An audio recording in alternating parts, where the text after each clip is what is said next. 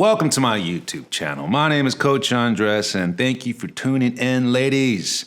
Check out coachingwithundress.com and let's get started. What you want in life, I'm here to help you. I'm here to coach you in any way you need it. And I always tell my clients, I'm not here to control you. I'm not here to judge you. I'm here to keep you accountable, keep you responsible, to understand what it is you want in your life. And I always tell them, you're going to come to me with a relationship problem, but we're going to focus on personal success. What can you do for yourself to get you what you want? All right, so we're going to start that with part 2 of factors that lead to a healthy sex life. We talked about part 1 earlier, so check it out if you missed that video, or you could just come in and jump in this video, and this will be beneficial as well. So, number 6, factors that lead to a healthy sex life. This is funny. You're not going to think it's kind of like silly, but it works. It works. My girlfriend, she loves it. Random makeout sessions. Random makeout sessions. Almost like you're making out in the school hallway and like the bell goes off for class and you're having the last kiss before you're about to go into school.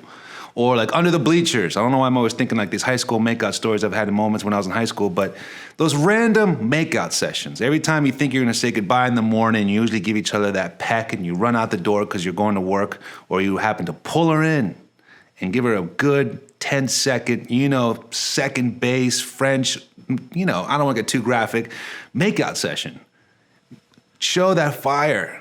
Show that, the idea that you haven't lost any interest in her. Obviously, or in him, that you haven't lost any interest in him, but you want to spice that up. Remind him who you are. You know what I mean? Those random makeout sessions go a long way. Then you're just like, oh, wow, what was that for? That's just for you being you.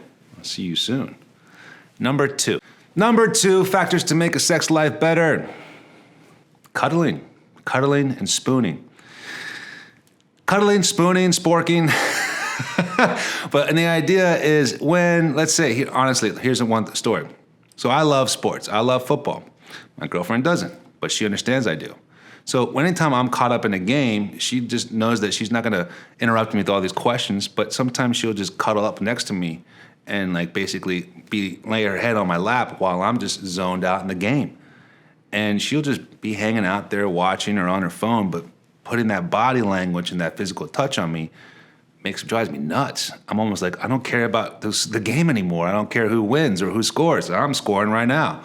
So that level of cuddling, of understanding that always has to be in the bedroom or always has to be to a point where it's always intimately romantic. The sports game is not the most romantic thing to go on in the background, but she knows how to find her ways to arouse me in a way where I'm almost entertained by what I'm watching. But I'm not, because now I'm thinking about what she's doing and how she's laying on me, and it feels great. It leads to a healthier, better sex life. Cuddling and spooning in different ways, not just in the bed, not just when it's quiet, in different fun ways. Keep it spicy. Number 3. But before we go to number 3, why don't you go ahead and hit that subscription, because I want to make sure you're notified of future videos. I always appreciate and so grateful for this community to grow, because I love coaching you all. Again, I've talked about this in the past.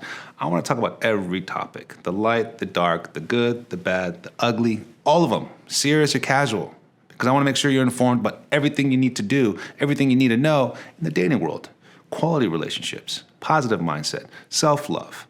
That's what we're here to do. All right, let's go. Number 3. Well, I talked about romantic vacations on number 1, part 1 video. Romantic dates, and set that date and be consistent with it. If it's once a week or twice a month, stay to it. Make it a priority. Even if it doesn't work out because of other kid obligations or work, reschedule it. Make sure it's a priority. Talk about how often you want it, the date, and the sex.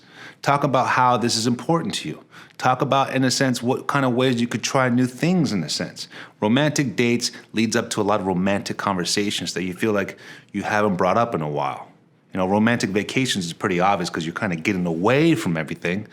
Kind of like a clock out, a little mental clock out. But romantic dates are just within the week where everything's kind of busy or hectic. And that way you bring up those romantic conversations. Romantic dates leads to romantic conversations, which leads to romantic nights. All right? Number 4. So I talked about how making it a priority, right? But don't underestimate, and I know the word's funny, quickies. Afternoon delights, quickies, whatever you want to call it. Not everything has to be such a built-up production. Not everything has to be such a intense, romantic, Barry White in the background kind of candlelight moment of making love. Quickies. You know he loves it. I know I love it. You know you love it, women, but you have to find a way to how to understand each other's language with that. Be confident to speak up on that. Having a combination of, having healthy sex and a quickie, in a sense, because that just keeps things spicy. You don't want to always, let's say, a good metaphor, eat the same thing for dinner every time, or eat the same breakfast every single time. You know what I mean? You want to spice it up. Oatmeal is nice, but you eat it every day, it gets repetitive. If you're always having a romantic sex night, it gets repetitive. So sometimes spicing it up with the, romantic, instant, can't take my hands off and I'm just ripping your clothes, and it happens to be like a 30-minute quickie for whatever reason. I'll meet you at home during lunch. Do that. It's sexy. The guys go nuts on this. So find that way of communication on what is it you want, what is it he wants, and how often you guys want it. And understand that certain nights, most of the times, will be intimate in the bedroom and planned. And sometimes you need to have a little quickie. It's not a bad thing. Trust me. You're going to love it. Number 5. Well, since you're talking about quickies, that word just makes me laugh. I don't know why. So now that we're talking about quickies, that's basically trying to think outside the box and not trying to make everything so serious or so, always so intimate. Keep things exciting and spontaneous. Keep things exciting and spontaneous. Keep things exciting and spontaneous. That means, number 5, being open-minded, playing roles, playing dress-up, playing themes, playing whatever you think you can towards, like, playing a strip poker game or playing strip Monopoly. And yes, it is doable. Strip Monopoly is hilarious. You go to jail and you lose a piece of clothing. Nobody wins.